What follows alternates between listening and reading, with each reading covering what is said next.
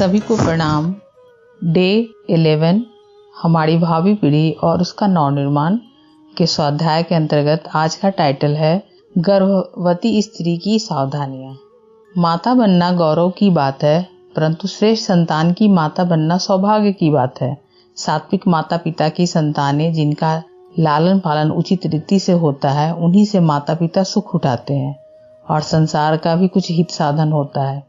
उत्तम संतान के लिए भारी मूल्य चुकाना पड़ेगा, जन्म से लेकर पहले भी और गर्भावस्था से शैशव काल तक। एकदम स्पष्ट है कि माता तो सभी बनते हैं, ये प्राकृतिक नियम भी है, लेकिन श्रेष्ठ संतान की माता बनना बड़ी सौभाग्य की बात है। अनेक संतान होने से अच्छा है, कहा जाता है कि सूरज के समान चमकता हुआ हमारा एक संतान हो तो न सिर्फ अपने माँ बाप का कल्याण करते, अपने कुल का कल्याण करते हैं, बल्कि समाज और राष्ट्र का उत्थान और विश्व का कल्याण करते हैं। तो क्यों ना हम ऐसे माता पिता बने। लेकिन यहाँ पर जिम्मेदारी किसकी बढ़ जाती है? माता पिता की बढ़ जाती है। किस रूप में? गर्भाधान की प्रक्रिया अपनाकर, गर्भावस्था में प्रक्रिया अपनाकर और उसके जन्म लेने के बाद शैशव काल तक, जब तक बच्चा युवा नहीं हो जाता है, अपना उसके एक शैशव काल तक जो भी उसकी जहाँ पर वो पूरी तरह से माता पिता पर आश्रित होता है, तब तक एक जिम्मेदारी बनती है उसको श्रेष्ठता प्रदान करने की। तो गर्भवती स्त्री की क्या क्या सावधानियां आगे इसके अंतर्गत देखते हैं। यह तैयारी समय का होता है। जिस दिन से गर्भ में बालक आ जाता है, उसी दिन से माता पिता पर भारी जिम्मेदारी आ जाती है। कुछ नवीन कार्य उन्हें करने आवश्यक हो जाते हैं और पहले से करते रहने वाले कुछ कार्यों का उन्हें निषेध करना पड़ता है। माता को अपने खान पान, सोच विचार की शैली, दिनचर्या में आवश्यक हेर फेर करना पड़ता है। पिता को कुछ अधिक ध्यान देना अनिवार्य रहता है। घर के सभी लोगों को भी गर्भवती माता की विशेष रूप से देखभाल करनी हो चाहिए। कहने का मतलब एक नव शिशु की आगमन की तैयारी हेतु जब से बालक गर्भ में आता है, माता की तो जिम्मेदारी बढ़ती ही है। ऐसे अपने दिनचर्या में उसको तो हेर फेर करनी ही होती है। साथ साथ उसके साथ रहने वाले, खास करके बच्चे की पिता, उसके परिवार वाले, सबकी कुछ न कुछ जिम्मेदारियां बढ़ती है, जिससे घर में पल रहे बच्चे को एक कहा जाता है कि अनुकूल वातावरण मिले।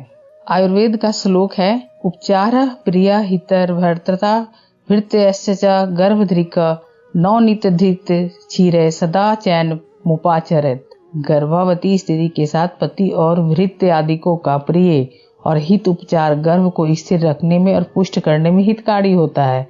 यथा गर्भवती स्त्री को घृत, मक्खन और दूध आदि हितकारक पदार्थों का प्रयोग कराते रहना चाहिए, जिससे गर्भ का बालक सुंदर और सर्वगुण संपन्न हो।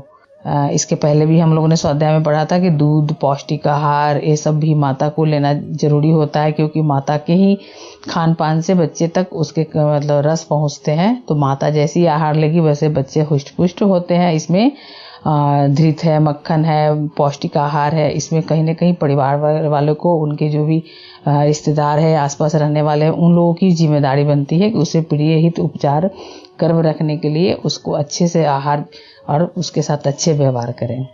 खान पान।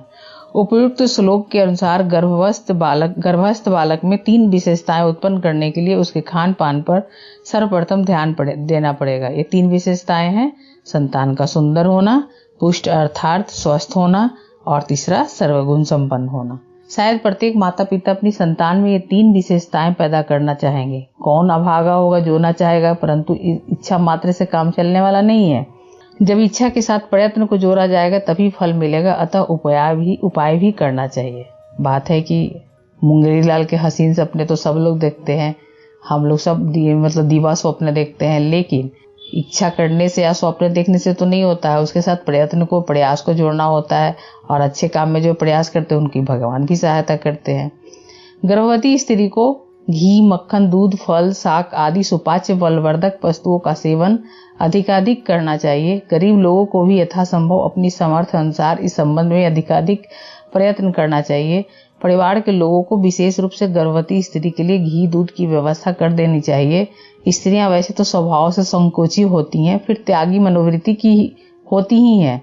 अपने पति, बच्चों या दूसरों को छोड़कर स्वयं दूध पीना, घी खाना उनके लिए अटपटा लगने लगता है। अतः यदि पति व्यवस्था भी कर दे तो जब वो बाहर चला जाता है तो चुपके से बच्चों को पिला देंगी।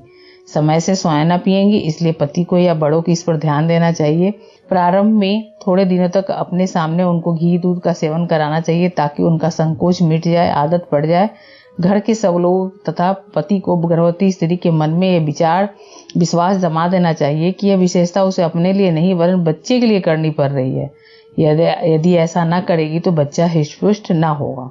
यहाँ बताया जा रहा है कि बच्चे की माँ जो होती है, गर्भवती महिला का एक स्वभाव होता है कि प्राय वो संकोची स्वभाव की होती है, लेकिन यह घर वाले की जिम्मेदारी बनती है कि वो पति और घर के और लोग हैं जो उसमें दूध पीने की, घी खाने की, मक्खन खाने की आदत डाले और उसे एहसास कराए कि वो अपने लिए ही नहीं बल्कि अपने होने वाले बच्चे के स्वस्थ बच्चे उत्पन्न करने के लिए ये जरूरी है और ये उसका कर्तव्य बनता है कि इनका इस तरह का भोजन का सेवन करें।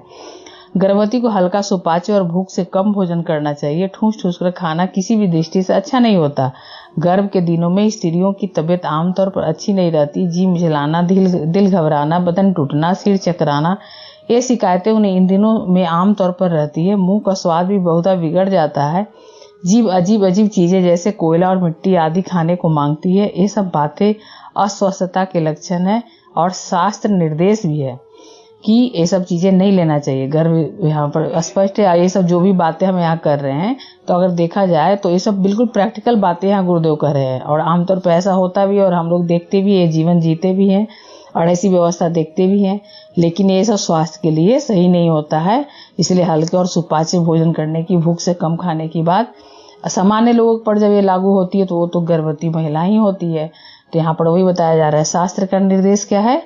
अति व्यवसाय मायसा भारम प्रवारणम गुरु अकाल जागरम स्वप्नम कठिनो अस्त्रकाशनम शोक क्रोधा भयोदेगम वेगम श्रद्धा विधाधरन उपाय सध्वस्य तीक्ष्ण सोना गुरु विष्ठा विश्रम भोजनम रक्ते निस्वन भड़कुपेक्षाम मदमामिसम उतान शयनम यच्च स्त्रियो नेच्छति तज्यते।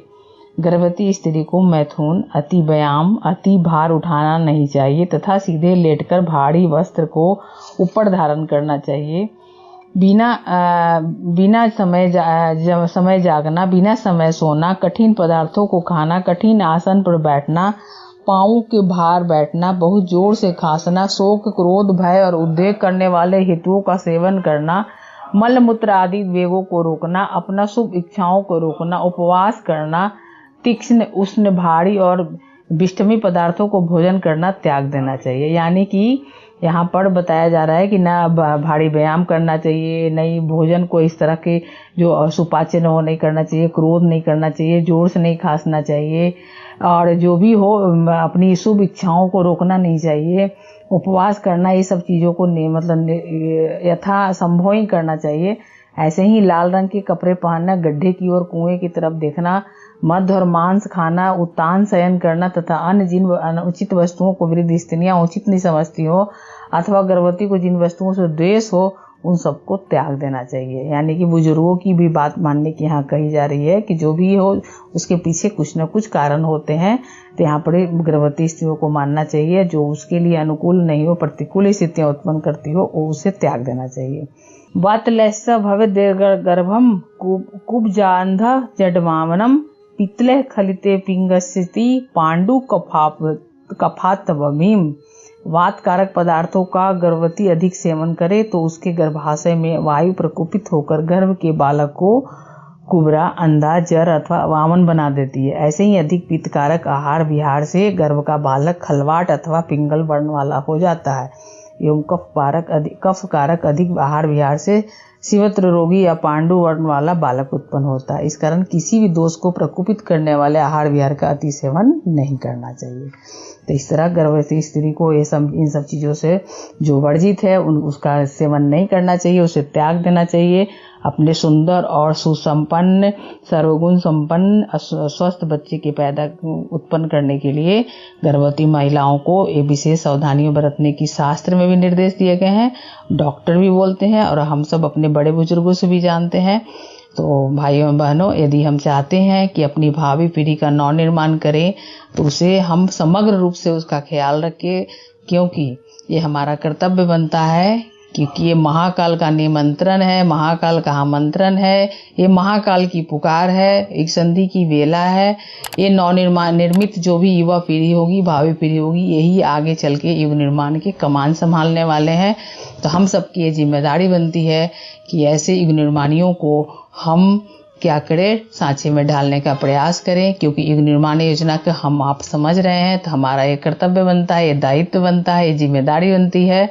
तो हम अपने आप को धन्य धान ऐसा समझे, ऐसा कृत्य करके सौभाग्यशाली समझे, क्योंकि ये महाकाल की योजना है, भावी पीढ़ी को नव निर्माण करना है। तो इस जिम्मेदारी को समझते हुए आप सभी को धन्यवाद। आशा है कि हम लोग समझेंगे, इसको करेंगे। आज का स्वाध्याय यही रहने देते। प्रणाम सभी को।